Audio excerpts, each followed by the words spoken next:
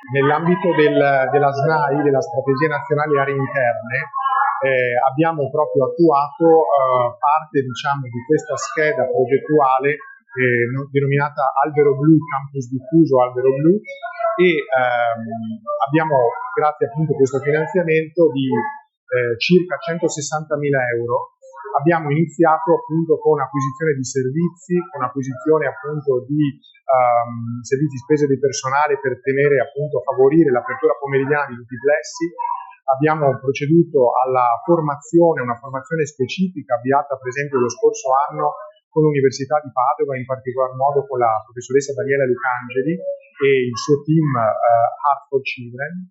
E appunto grazie a questo finanziamento abbiamo potuto dotare l'istituto di nuove strumentazioni tecnologiche e informatiche. Nello specifico abbiamo proprio riqualificato interamente come istituto quest'aula informatica, un'aula informatica che diciamo ha prestato egregiamente il suo lavoro e da 20 anni non veniva di fatto riqualificata, se non nella sostituzione magari di qualche PC.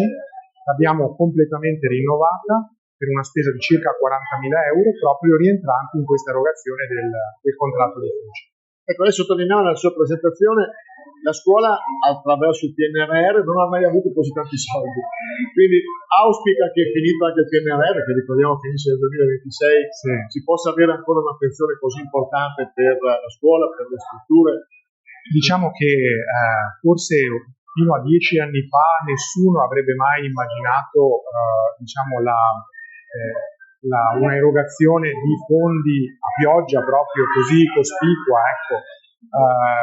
Soprattutto perché questi finanziamenti nell'ambito del PNRR, come pure anche nell'ambito del contratto di voce, hanno una finalità specifica, cioè sono proprio indirizzati a certi settori, come per esempio l'acquisto di materiale tecnologico informatico.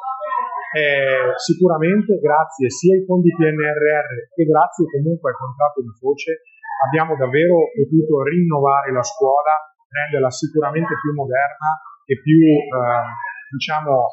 ricca da un punto di vista proprio di dotazioni informatiche, tecnologiche, di strumentazioni in ambito STEM.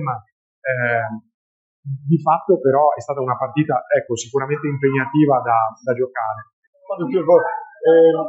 Michele Grossato, sindaco di Rosolina, ma anche capofila di questo progetto che avete presentato oggi a Portoviro. Che progetto è, sindaco? Stiamo raccogliendo i frutti della strategia SNAI dell'area interna col tratto di Foce, 7 comuni che aderiscono, come hai veduto te, Rosolina e capofila, e oggi qui a Portoviro inauguriamo, per quanto riguarda la scheda della scuola Albero Blu, una performante aula informatica che va sempre di più incontro alle esigenze formative di questi nostri giovani. Ecco, fondi PNRR, più o meno 1 milione di euro sul piatto, da distribuire in tutti i 7 comuni.